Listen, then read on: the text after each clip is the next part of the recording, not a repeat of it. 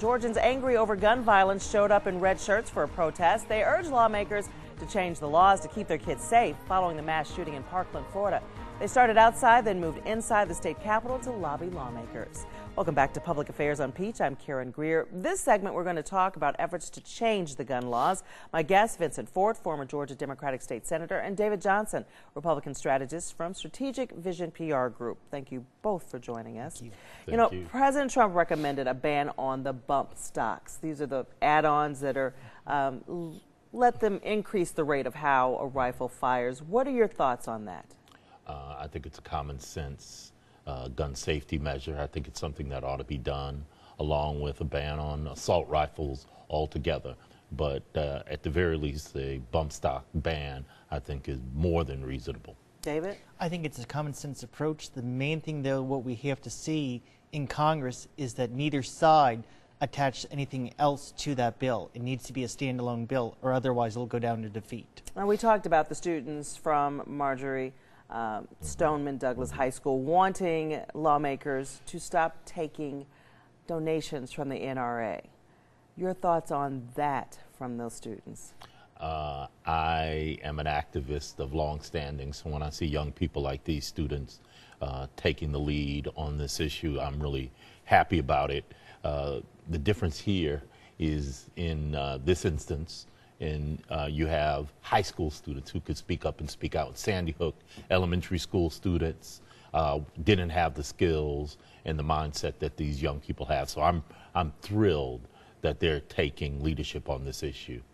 My concern with what they're saying about the NRA is political contributions have been considered by the Supreme Court freedom of speech. And what we're talking about now is limiting freedom of speech. The NRA advocates for their membership. You might not like their laws, or you might like their laws. But if we begin saying, no, you can't take any more donations from this group, what if all of a sudden conservative students at some point begin protesting against Planned Parenthood or Emily's List? Where does it stop? Well, David, what about stricter gun laws or banning assault rifles? What are your thoughts on that? My thought as far as, banning the assault weapons, and it's a problem that we hear over and over again, is if you ban one, where do you stop? Is this just opening up? We hear the same thing with the abortion debate as well. If you ban partial birth abortions, originally they said this is going to open up to ban all abortions. And I think that's the debate we have. I think we have some common sense approaches, though, raising the age limit as far as when you can purchase one of these weapons and things of that nature. But as far as a ban, you open up a Pandora's box of where do you stop? Yeah. A couple things back on this whole idea of contributions from the NRA. The fact of the matter is that this state capitol and in Washington, the NRA buys and sells politicians. Just because those contributions are legal doesn't mean you got to take them, and Democrat and Republican. And as far as an assault weapons ban, this slippery slope argument that if you ban one type, you're going to ban all guns, that's ludicrous, and it's just designed to inflame people's emotions. We have to do what's in the best interest of protecting our citizens, particularly young people, particularly children. How do you recommend we protect the kids? Well, what do you think we could do? See, that's the big question. Where do you do? Do you arm the teachers?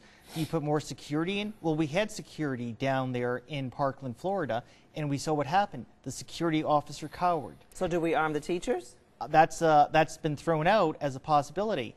I think what we need are, number one, metal detectors. We're going to have to really begin fortifying our schools, unfortunately, in this day and age, like we do the airports. The sad thing is, you can ban all the weapons you want, but as Charles de Gaulle once said, if someone is determined to do violence, they're going to find a way, whether they can do it through a rifle, a knife, however they want to do it. And that's what's going to happen here. And social media really is inflaming a lot of this behavior that we see. Well, there's a wide spectrum of things we ought to do. Putting guns in the hands of teachers during school time is not one of them. We have 3 million, more than 3 million teachers in this country. President Trump's proposal to arm 40–50% of those and give them bonuses, ludicrous idea.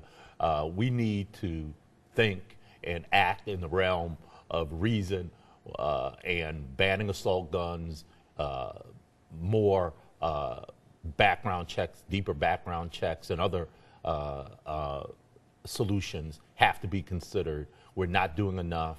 What happened in Florida, what happened in Sandy Hook, unfortunately, could happen again.